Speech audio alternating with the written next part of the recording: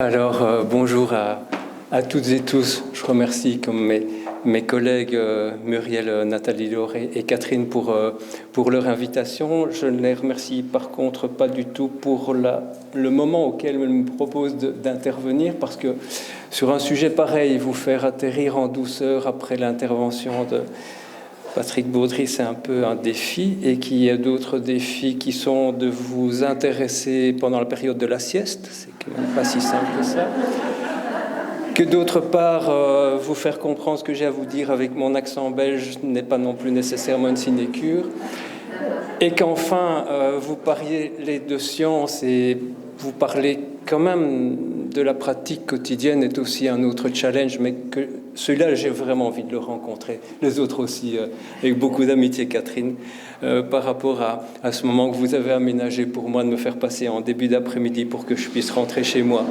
Voilà, en temps et en heure. Alors, moi, j'étais aussi excessivement ravi par l'annonce de cette conférence. D'une part, cette préoccupation de ramener ces questions scientifiques au service des gens, parce que, en tout cas, c'est notre conviction, c'est que la science, elle doit servir aux gens, et que donc aussi pour ces comportements qui nous mettent au défi, puisque c'est un peu ça, cette notion de comportement au défi, ce sont des comportements qui nous mettent au défi, parfois bien plus que de mettre au défi les personnes qui les présentent. Et donc ça, c'est déjà une notion qui est une notion extrêmement importante, mais aussi que ces données scientifiques, et je vais partager ça avec vous cet après-midi, sont quand même des données qui vont nous permettre de mettre en place des méthodologies de travail et des outils qui seront bien utiles. Pour un second aspect que je voulais souligner dans l'annonce, c'est finalement une préoccupation pour l'autisme. L'autisme est en vue à l'heure actuelle. L'autisme a beaucoup de présence dans les médias, auprès des politiques, et peut-être ceux qui sont un peu les grands oubliés de ces questions sont les personnes avec déficience intellectuelle, qui elles aussi présentent des troubles du comportement sévères. Et je voudrais effectivement relever cet aspect-là, parce que ce que nous savons des méthodologies à l'heure actuelle de prise en charge des troubles du comportement chez les personnes avec autisme, ce savoir-là, ces connaissances proviennent du milieu de la déficience intellectuelle et pas du milieu de l'autisme. Et donc je voudrais vraiment rendre hommage à tous ces praticiens, ces scientifiques du milieu de la déficience intellectuelle qui ont vraiment amené un savoir extrêmement important. Et vous allez voir que l'actualité sur laquelle je vais vous emmener cet après-midi, qui est celle de l'Institut national d'excellence en santé et en services sociaux du Québec. Vous savez que nos amis québécois nous apportent parfois beaucoup de choses intéressantes dans l'approche psychosociale des personnes avec déficience ou autres. Et donc, ils ont fait un travail assez intéressant ces derniers mois, puisqu'en mai 2021, ils ont publié l'état des connaissances, non pas des recommandations, mais l'état des connaissances sur ces questions de troubles du comportement, à la fois chez les personnes avec déficience intellectuelle, des personnes qui présentent des déficiences physiques. Ceux-là aussi ne sont pas toujours pris en compte par rapport à ces questions de troubles comportementaux et évidemment les troubles du spectre de l'autisme. Alors cet état des connaissances, il fait suite à de nombreux autres, soit recommandations, soit état des données scientifiques. On peut relever le travail de la NESM et de la HAS à cet égard. Le travail de NICE en Angleterre, qui est vraiment un travail extrêmement important. Et je voudrais peut-être, pour ceux qui cherchent de l'information, malheureusement en langue anglaise, mais c'est une ressource extrêmement importante, c'est le travail de la Fondation sur les comportements défis, Challenging Behavior Foundation. Si vous cherchez des outils pratiques, allez sur ce site. Il est extrêmement intéressant, extrêmement bien documenté, avec des outils très pratiques pour le travail au jour le jour. Alors, cet état des connaissances, il était fait sur une base de revues de littérature. Je ne vais pas venir sur les détails, je pense que c'est plus ce que ça nous apprend que j'ai à faire aujourd'hui avec vous, parce qu'un des autres défis, c'est de vous parler de ce sujet en une vingtaine de minutes. Habituellement, c'est plusieurs heures, et donc une certaine frustration va naître de la discussion de cet après-midi, de la présentation. J'espère que ça n'engendrera pas trop de troubles du comportement, sinon on essaiera avec quelques collègues de gérer la situation. Et donc, évidemment, peut-être le point de départ, c'est de quel comportement parle-t-on, hein? Quand on parle de troubles graves du comportement, de comportement défi, on aborde un peu ces comportements qui sont extrêmement dérangeants, qui, pour certains d'entre eux, vont être les générateurs de l'exclusion. Je ne suis pas sûr qu'à l'heure actuelle, l'autisme soit encore une condition d'exclusion. La déficience intellectuelle non plus. Par contre, les troubles comportementaux sont bien des conditions d'exclusion sociale, familiale, scolaire, institutionnelle, et avec toutes les questions sociétales que ça peut représenter. Les thématiques sont les thématiques d'agression, d'hétéroagression vis-à-vis d'autrui, les auto-agressions, ce qu'on appelle les automutilations parfois, les comportements de destruction, les comportements dits antisociaux, les comportements oppositionnels, se déshabiller en public, les comportements alimentaires qui sont parfois très très présents chez des personnes avec des déficiences comme le pica, les vomissements répétitifs. Tout ce qui concerne les comportements dits d'autostimulation. Alors certains diront, est-ce que se balancer est un comportement dérangeant, problématique? Non, quand on le fait dans sa chambre, dans un environnement privatif, mais très probablement si on le fait à quelques centimètres du visage de quelqu'un d'autre, ce sera le même comportement présenté par la même personne, mais sans doute que dans le second cas, il sera extrêmement dérangeant socialement. Et puis tous ces comportements, et avec prudence, j'ai mis des guillemets autour de sexuel, puisque un certain nombre de ces comportements ont parfois une composante sexualisée, mais pour certains d'entre eux n'ont certainement pas cette connotation que nous leur donnons. Ils sont parfois simplement des comportements d'autostimulation, des comportements d'occupation, et parfois des comportements de provocation, c'est-à-dire, si je pense au comportement d'attouchement, toucher la poitrine, toucher les fesses, je pense que ce sont des comportements qui vont être générateurs de réaction de l'environnement, bien plus que si la personne vient vous toucher le bras en vous demandant de vous occuper d'elle. Les autres comportements, ceux que je viens de citer, vont être générateurs d'une réaction beaucoup plus intense et vive, ce que recherchent parfois les personnes dont nous parlons à l'heure actuelle. Alors, troubles du comportement, il y a quelques définitions sur le sujet. On distingue troubles du comportement et troubles graves du comportement. Les troubles graves sont ceux qui vont vraiment atteindre l'intégrité physique, psychologique de la personne, mais aussi de son environnement. Et donc ça, c'est une des dimensions extrêmement importantes à l'heure actuelle, c'est qu'on ne définit plus vraiment les troubles du comportement au travers de leur nature, celle que je viens de décrire, mais au travers de leur impact. L'impact en particulier sur la personne et sur son environnement, que de plus, je l'ai souligné tout à l'heure, ils sont extrêmement graves lorsqu'ils vont compromettre la liberté de la personne, son intégration, ses liens sociaux.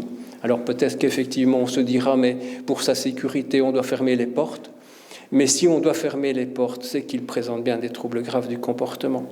Et donc c'est finalement une définition par la conséquence que par sa nature. Alors, dans ce travail qu'ont fait les Québécois, c'est aussi ajouter à cette dimension le fait que ces comportements vont engendrer une dispensation perturbée des services. Et on le voit bien, en particulier lorsque ces personnes vont challenger les services et que ces services vont être à leur limite de capacité d'accueil et qu'on verra effectivement des phénomènes d'exclusion. On voit à ce moment-là que la dispensation de services est particulièrement perturbée. Alors, quelques données à cet égard-là, et je vous rendrai attentif au fait qu'il y a de corrélation entre l'intensité et la fréquence des troubles du comportement avec le degré de sévérité des déficiences qui sont présentées. C'est extrêmement important de tenir cela en compte parce que cette sévérité engendre toute une série de conséquences, particulièrement en termes de milieu de vie. Et on verra que dans quelques minutes, on abordera cette question de la qualité de vie des gens et des milieux de vie. Alors, qu'est-ce qu'on sait de ces comportements? C'est que si on prend le public des personnes avec déficience intellectuelle, on est entre 15 et 20% des personnes présentent des comportements problématiques, moins de 10% lorsque la déficience est légère, entre 30 et 40% lorsque les personnes présentent des déficiences sévères. Donc, ceux qui dédient leur action à l'accueil de ces publics avec des déficiences sévères à profondes, il n'y a aucune surprise à ce qu'ils soient confrontés à ces troubles du comportement. On ne peut pas dire « je m'occupe de ce public », mais je ne vais pas m'occuper de ce public avec des troubles du comportement. Ça fait malheureusement partie des comportements qui sont associés. Et vous voyez qu'effectivement, malheureusement, l'autisme est une des conditions, on le verra dans une des dias suivantes, l'autisme est une des conditions qui va malheureusement être un facteur de risque extrêmement important par rapport à cette condition de troubles comportementaux. Pour ceux qui sont vraiment intéressés par cette question des comportements des filles, je leur conseille la lecture du bouquin de Einfeld et Emerson qui est en français à l'heure actuelle. C'est vraiment une excellente synthèse des questions de troubles du comportement. Alors pourquoi est-ce que finalement l'INES s'est préoccupé de ces comportements des filles? C'est parce que finalement, ils ont des conséquences extrêmement négatives sur la vie des gens, la vie des personnes qui en souffrent, à la fois sur leur qualité de vie et sur leur santé. Et Jaya Saravan abordera cette question-là, je le ressoulignerai encore dans quelques minutes, mais aussi les répercussions extrêmement importantes que ces comportements ont sur la famille et sur les milieux professionnels, tout compris. Je pense que le milieu médical est particulièrement en grande difficulté ces troubles, par rapport à ces troubles comportementaux, comme les milieux éducatifs et comme les milieux familiaux. Et donc, ce sont des comportements qui, effectivement, engendrent des conséquences extrêmement graves parfois pour la vie des uns et des autres. Alors, je crois qu'on ne peut pas aborder ces questions de troubles du comportement si on n'aborde pas cette question au travers de valeurs. Des valeurs extrêmement importantes parce que si on n'a pas ce système de valeurs, les modalités d'intervention risquent d'engendrer parfois des dangers pour la personne. Je pense en particulier aux techniques d'enfermement ou aux techniques aversives. Et donc, je terminerai mon propos par rapport à cela.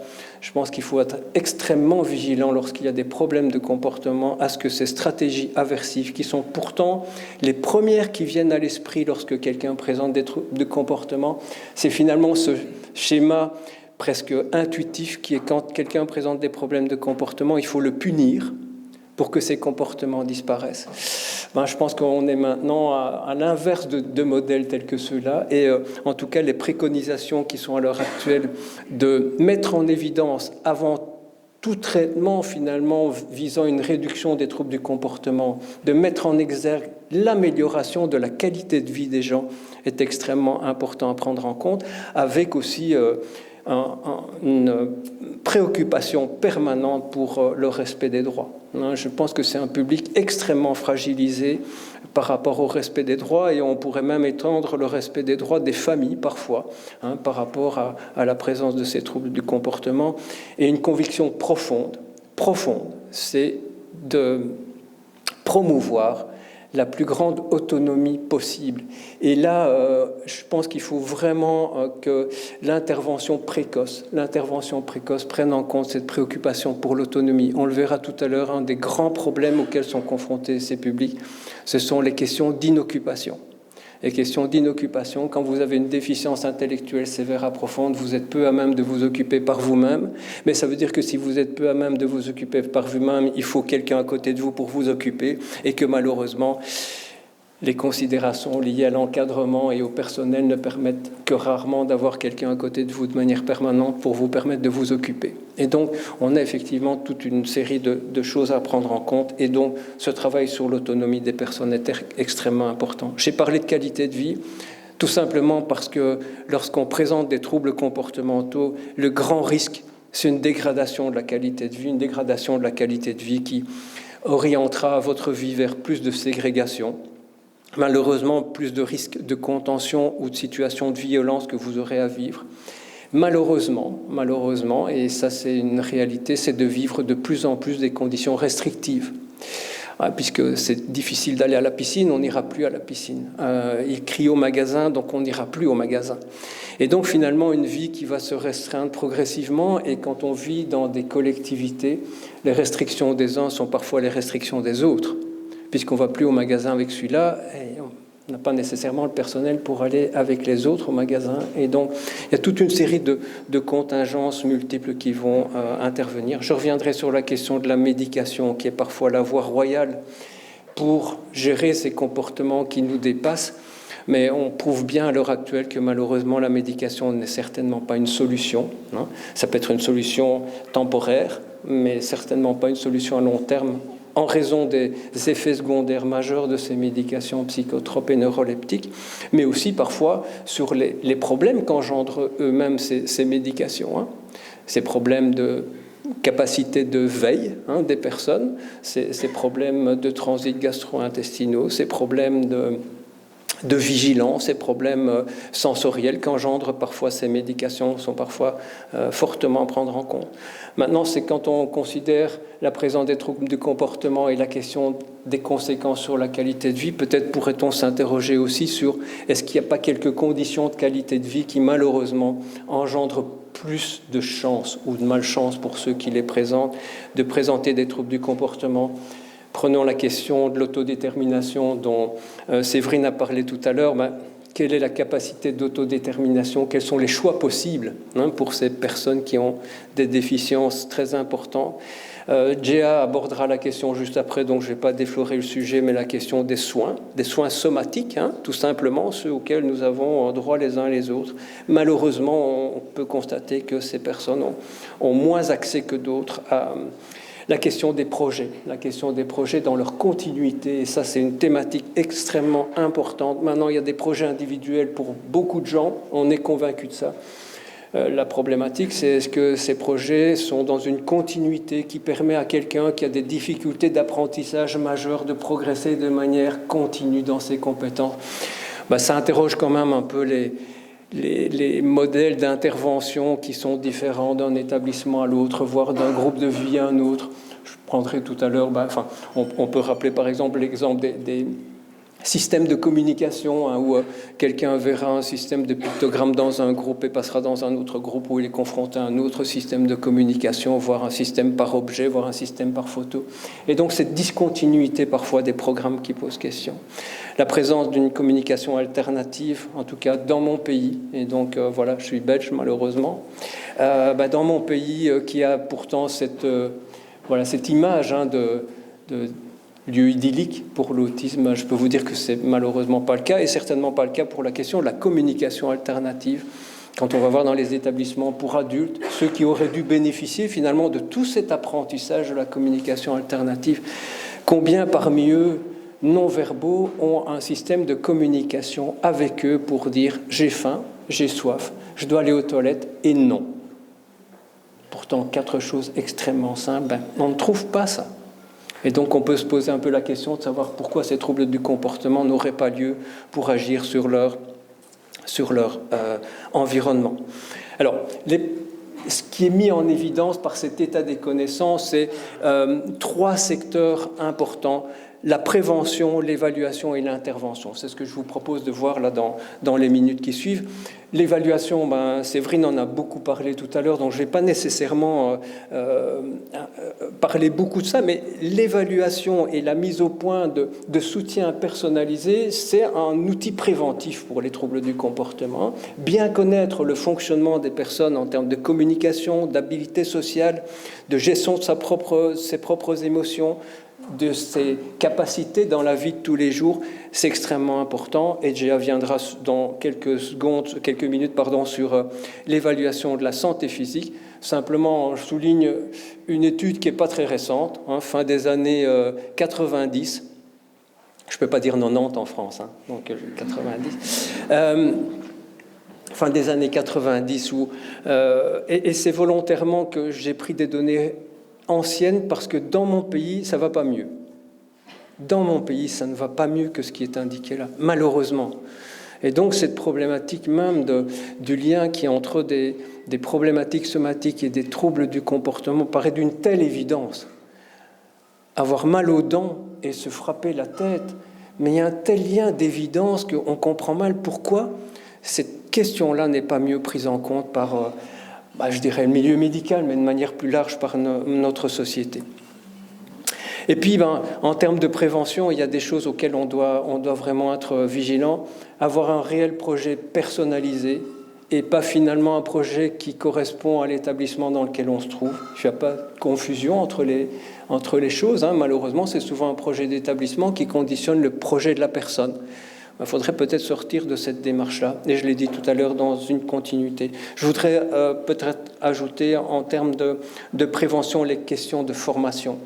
Les questions de formation à différents niveaux, la formation des parents de manière précoce, la plus précoce possible, pour soutenir le développement de leur enfant, soutenir un peu les difficultés éducatives qu'ils vont rencontrer au quotidien et parfois les difficultés comportementales qui seront là dès le jeune âge. On a, nous, dans nos services qui s'occupent des troubles du comportement, déjà des enfants de 3 à 4 ans qui viennent déjà avec des comportements d'automutilation relativement sévères. Et donc, il faut vraiment soutenir ces familles dans l'accompagnement précoce de leurs enfants.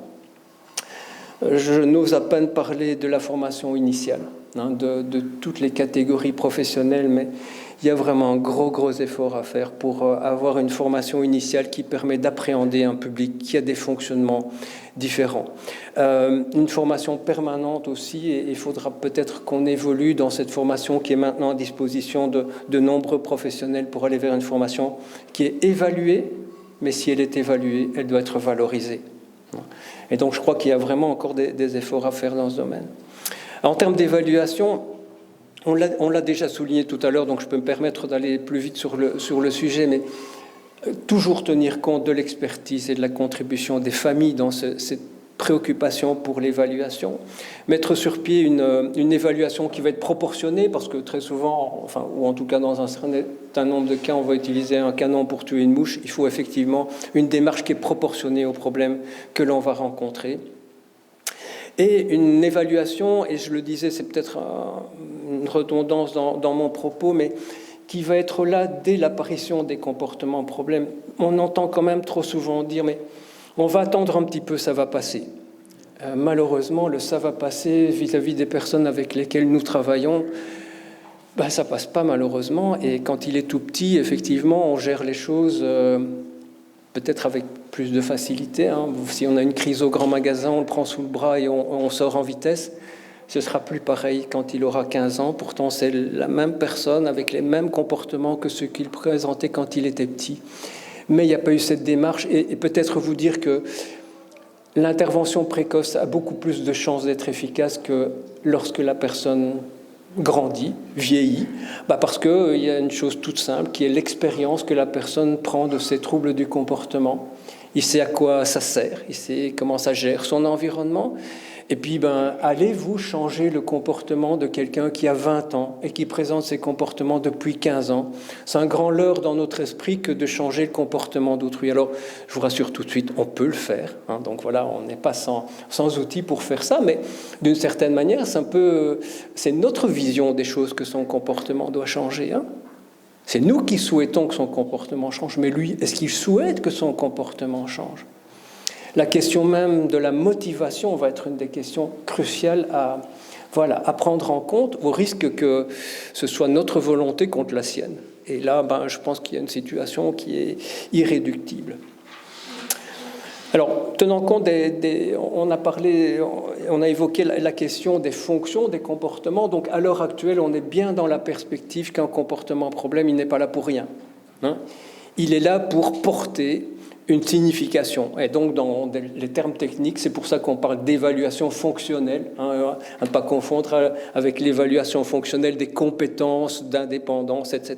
Ici, c'est vraiment une évaluation sur la fonction des comportements. On en distingue de différents types. Globalement, 2 grands secteurs. Tous ces comportements qui sont là pour obtenir des choses de l'environnement et tous ces comportements qui sont là pour éviter les choses de l'environnement. Alors, comme vous pouvez le voir là dans le bas, quand on fait une analyse, une méta-analyse des études qui s'occupent des fonctions des comportements, on voit qu'on peut quand même en découvrir un certain nombre, puisque là, on est à plus de 90% de fonctions identifiées, avec à mettre en évidence une fonction extrêmement importante, mais il n'y a peut-être pas de surprise à ce niveau-là. Ce sont ces comportements qui sont là pour attirer l'attention, pour capter l'attention de l'environnement. Et je fais peut-être tout un petit chemin avec vous. Tout à l'heure, j'ai parlé de déficience intellectuelle sévère à profonde. D'accord ? Quand on a ce type de déficience, on est dans des milieux de groupe. bien souvent. Et quand on est dans des milieux de groupe, on doit partager l'attention du personnel entre 5, 6, 7, 8, 9, 10 personnes. Donc, quand on capte l'attention de quelqu'un, ça a beaucoup plus de puissance que quand on a en interaction individuelle. Et donc, les processus de renforcement sont beaucoup plus puissants quand effectivement il y a cette situation dans laquelle on est en privation d'une certaine manière d'un certain nombre de stimuli. Alors ce qu'on peut voir, c'est que il y a aussi près de 3/4 des fonctions qui sont là pour échapper à des stimuli de l'environnement. Stimuli sensoriels par exemple, stimuli sociaux. Mais ce que l'on voit aussi, c'est que c'est là la complexité des situations auxquelles on est confronté, c'est qu'ici, on constate que plus des 2/3 des fonctions sont multiples. C'est pour ça que si vous faites la somme des 4 premières colonnes, on atteint plus de 100%. Ben oui, parce que des gens ont des comportements pour plusieurs fonctions différentes. Et donc, c'est là la difficulté parfois de cette évaluation fonctionnelle, c'est de mettre en évidence le fait que des gens vont avoir des comportements problèmes pour des raisons différentes, la même personne. Et donc, il faudra traiter chacune de ces raisons pour aboutir à une efficacité du traitement. Alors, le modèle fonctionnel autour duquel on travaille, je dirais, entre guillemets, il est simple, sinon qu'il est quand même un peu complexe à aborder. Qu'est-ce qu'on dit dans ce modèle? C'est qu'un comportement problème, sa probabilité d'apparition, elle est augmentée en fonction d'un certain nombre de facteurs antécédents. Okay? Les facteurs antécédents, ce sont les facteurs qui se trouvent autour de nous. C'est ce qu'il y a là avant que le comportement n'arrive. Et on sait que ces facteurs-là, pour certains, augmentent la probabilité d'apparition d'un comportement ou la diminuent. Là, pour l'instant, j'ai un comportement qui est de vous parler. Vous êtes mes antécédents. Ouais, vous faites partie de mon environnement quand je vous parle. Oui. Ben, vous pourriez très bien facilement changer mon comportement. Si vous vous retournez tous vers le fond de la salle, ce changement d'antécédent va changer mon comportement. Est-ce que vous comprenez l'importance de l'environnement par rapport au comportement que nous-mêmes nous avons, qui est le même phénomène qui agit sur le comportement des personnes avec lesquelles nous travaillons ou que nous côtoyons au jour le jour. Et donc on sait qu'effectivement, il faut tenir compte de ces stimuli antécédents. Et puis un autre facteur dont il faut tenir compte pour l'avenir du comportement. Si la personne bénéficie de stimuli qui lui conviennent grâce à l'émission de son comportement, ça augmente la probabilité que ce comportement réapparaisse à l'avenir. C'est connu, c'est démontré. Quand quelqu'un bénéficie de ce qu'il fait, il aura plus tendance à reproduire le même comportement dans des contextes relativement similaires. Et ce serait trop simple, parce que malheureusement, il y a des choses qui changent la valeur. Je n'ai pas de bouteille d'eau à...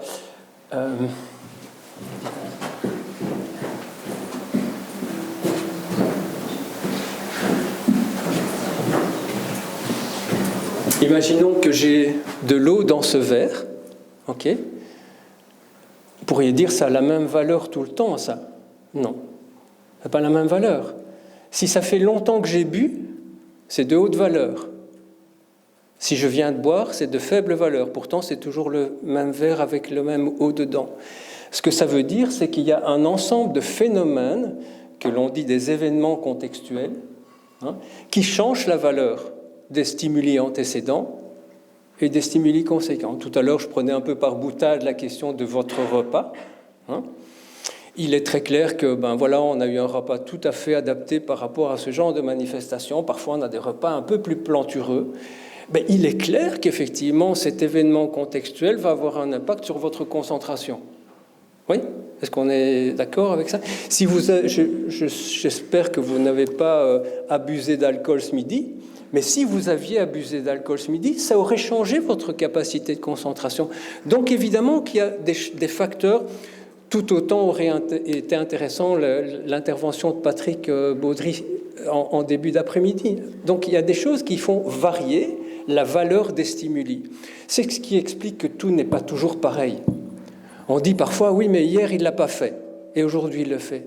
Pourtant, on est dans la même activité. Oui, mais hier, ce n'était pas les mêmes facteurs qu'aujourd'hui. Et donc, c'est ça qu'il nous faut analyser avec finesse.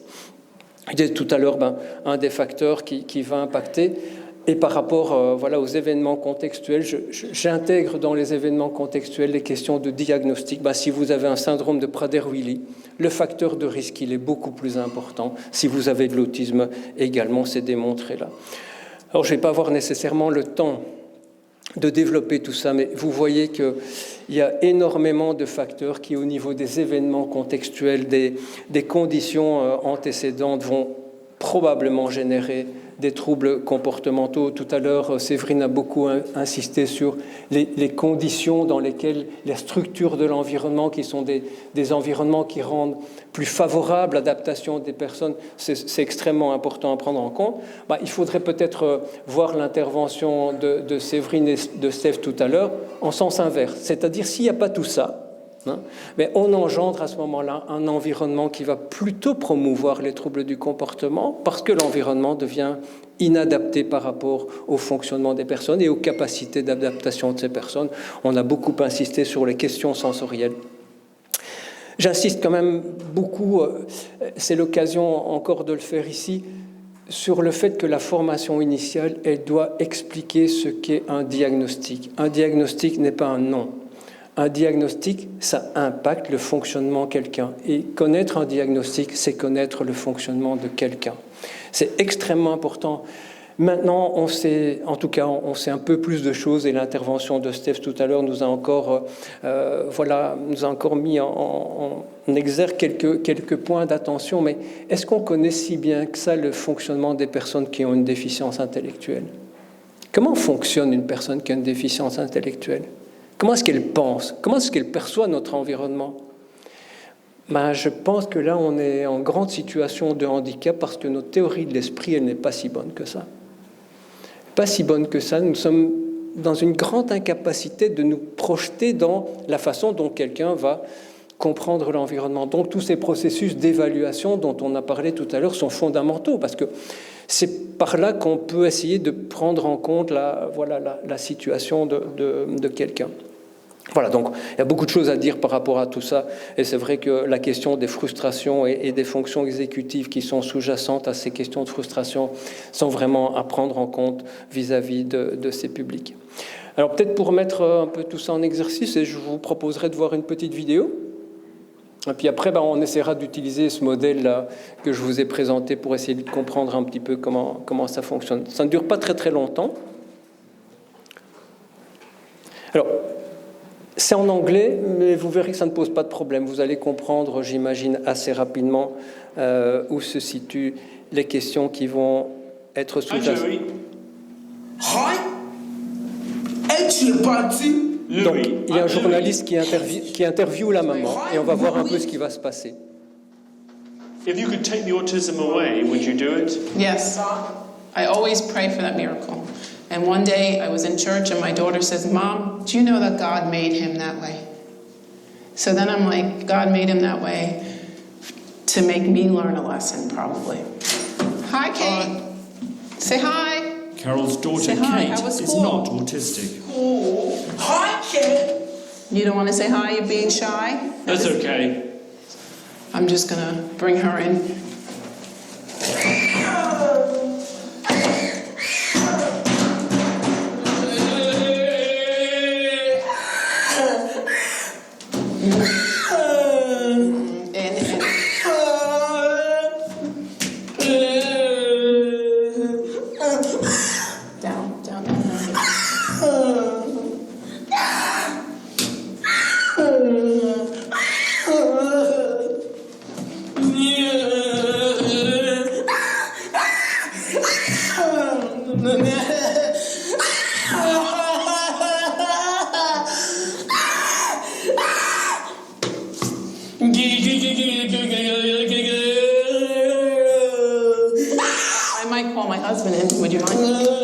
Donc elle demande pour qu'on appelle son mari.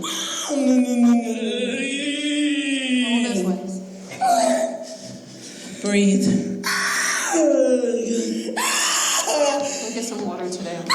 Elle demande pour qu'on lui apporte un peu d'eau.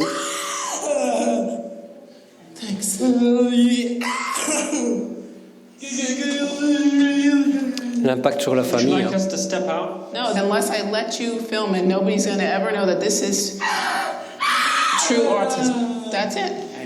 And no, but a lot of parents don't want you to see that. Breathe through your nose, Joseph.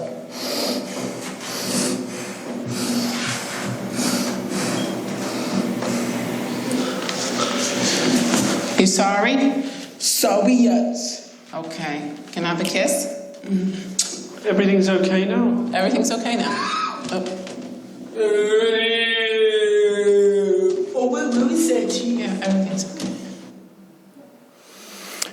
Bien, évidemment, je n'ai pas le temps aujourd'hui de faire l'exercice avec vous, mais vous avez compris que les comportements qui sont présentés, si on en fait une description, il crie, il frappe la porte, il frappe maman, il se frappe. Si on veut envisager un peu quelles seraient les conditions qui ont manifestement favorisé l'apparition du comportement, c'est l'entrée de la sœur. On arrête de parler de lui et il y a une perte d'attention. Peut-être avez-vous été attentif aussi au fait que ça n'a pas l'air d'être la première fois. Quand vous voyez la façon dont maman procède, on semble percevoir qu'effectivement c'est un peu organisé comme processus. Et puis que tout ça fait que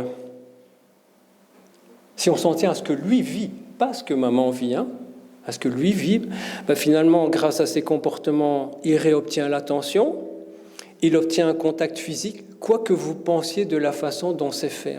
Je crois que notre problème, c'est de voir les choses avec notre regard. Il faut voir les choses avec le regard de la personne. Il y a des personnes avec autisme qui, au niveau sensoriel, apprécient beaucoup d'être contenues, et que donc leur comportement leur permettent d'accéder à ça. Et qu'enfin, quoi qu'on en pense sur la façon dont il a obtenu à boire, mais il a obtenu à boire. Et il faut vraiment que l'on soit convaincu de voir les choses au regard de la personne qui vit cette situation, plus qu'à notre regard. Sinon, nous portons des jugements. Ça ne doit pas être agréable d'être contenu au sol, ça ne doit pas être agréable d'avoir à boire de cette façon. On ne comprend donc pas pourquoi il a ces comportements-là. Et c'est ça notre problème. C'est notre problème, c'est un peu celui-là. Alors, si vous le permettez, on reviendra là-dessus un petit peu plus tard, lorsque j'aurai pu vous parler des interventions. Au niveau de cet état des connaissances, ils mettent en évidence qu'un ensemble d'interventions sont reconnues comme ayant une efficacité sur les troubles du comportement. Les interventions psychosociales, je vais en dire un mot dans quelques minutes. Les interventions visant l'adaptation de l'environnement, en ce y compris l'adaptation physique. C'est-à-dire, est-ce que lorsqu'on travaille avec des personnes qui ont ce type de comportement, il n'est pas utile de veiller à l'environnement? Je pense par exemple à la solidité des vitrages, au type de revêtement que l'on utilise. Ça fait partie effectivement des préconisations. Il y a effectivement beaucoup de choses à réfléchir sur l'aménagement des environnements. Est-ce que les luminaires sont accessibles? Est-ce que les prises de courant sont faciles à arracher? Si nous ne faisons pas ça, nous engendrons un environnement qui va lui-même générer des troubles du comportement. Pourquoi? Quelqu'un qui va se précipiter pour tirer une prise de courant, ce que ça va générer tout de suite, c'est une réaction du personnel. Ça veut dire qu'il apprend qu'avec ça, il peut mobiliser l'attention des uns et des autres. Et ce type d'apprentissage, nous sommes tellement cohérents dans nos réactions que ça engendre finalement un phénomène de contrôle de la personne par rapport à son environnement. Et ça, il faut vraiment qu'on soit vigilant par rapport à ça. Les activités de jour valorisantes, les interventions qui sont préconisées en situation de crise comportementale. Et donc, il y a un certain nombre de protocoles, je suis désolé, mais il y a des protocoles parfois qui doivent être mis en place pour que les réactions soient cohérentes vis-à-vis de ces troubles du comportement. Les soutiens post-crise, à la fois pour les familles et pour les professionnels. L'utilisation d'une médication lorsque cela est requis, et donc uniquement lorsque c'est requis. Les mesures de contrôle, donc celles que l'on va devoir mettre sur pied lorsqu'un contrôle est nécessaire pour la personne, et donc pour ceux qui sont confrontés à ce type de problématique, des programmes d'entraînement au contrôle d'autrui, au contrôle physique d'autrui, pour éviter les grands dangers des contentions mal faites. Ce sont les lésions qui sont engendrées. Les lésions pour ceux qui le font. Donc maman, là tout à l'heure, je ne sais pas si vous avez vu la façon dont elle contrôle son fils, elle le contrôle face, et donc les coups de tête sont des conséquences qui sont générées par une contention qui ne va pas être effective, c'est-à-dire une contention qui va protéger les uns et les autres. Donc il y a dans la contention pas la perspective de punition ni de quoi que ce soit, c'est vraiment une perspective de protection. Et puis il y a un plan de soutien comportemental. Ce qui est mis en évidence au niveau des interventions psychosociales, c'est celles qui démontrent leur efficacité, celles qui sont basées sur l'analyse appliquée du comportement, ce qu'on appelle habituellement ABA, enfin c'est plus français de dire ABA que ABA, mais malheureusement c'est les interventions qui sont basées sur l'approche cognitivo-comportementale, en tout cas pour les personnes qui ont ces capacités cognitives qui permettent de compenser un ensemble de problèmes auxquels elles sont confrontées, et puis l'approche qui est basée sur le soutien comportemental positif. Peut-être vous dire quelques mots sur ce que c'est le soutien comportemental positif. Il va préconiser plusieurs choses. Tout ce qui est action de prévention, tout ce qui est lié à l'apprentissage, c'est-à-dire l'apprentissage de compétences qui vont prendre la place des comportements problèmes, toutes les procédures dites de réaction, c'est-à-dire promouvoir plus de réactions qui vont promouvoir les bons comportements que les mauvais comportements. Peut-être, je le redirai encore dans quelques minutes, supprimer un comportement n'a jamais appris à quelqu'un ce qu'il doit faire à la place.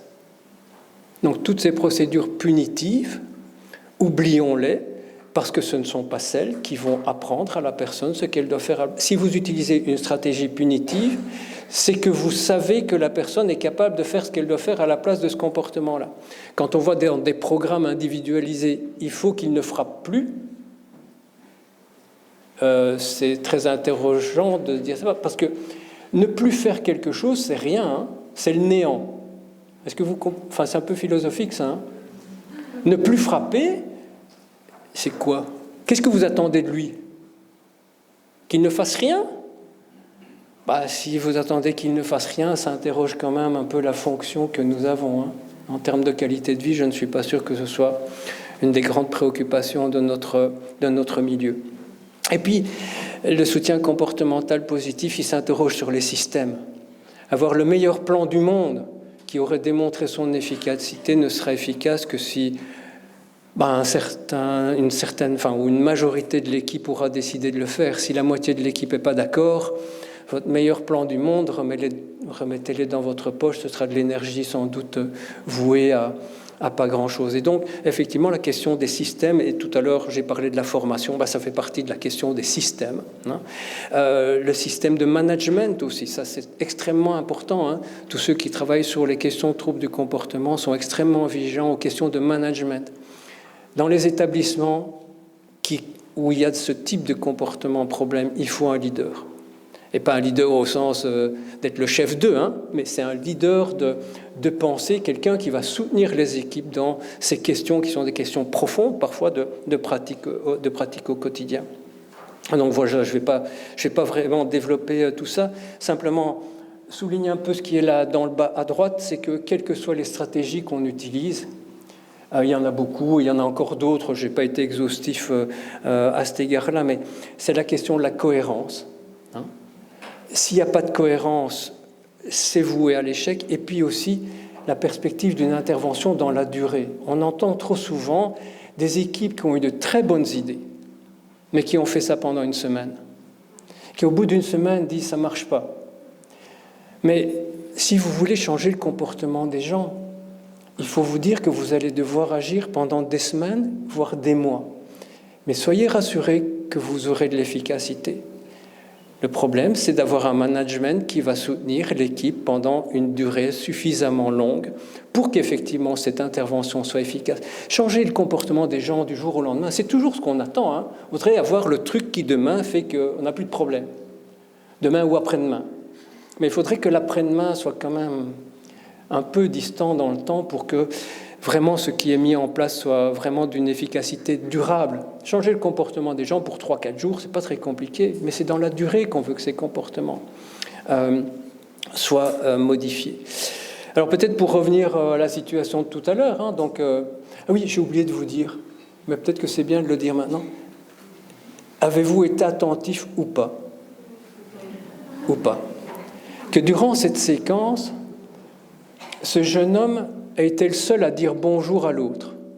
Quand sa sœur est rentrée, il a dit « Hi Kate ». Il dit bonjour à sa sœur. Est-ce que quelqu'un a réagi à ce moment-là? Zéro. Que se passait-il avant qu'il frappe sur la porte?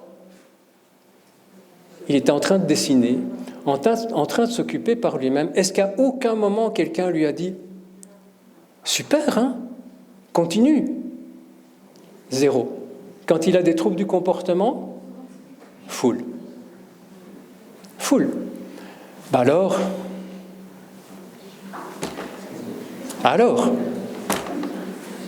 je pense que la prochaine fois, il continuera parce que l'expérience lui a montré que.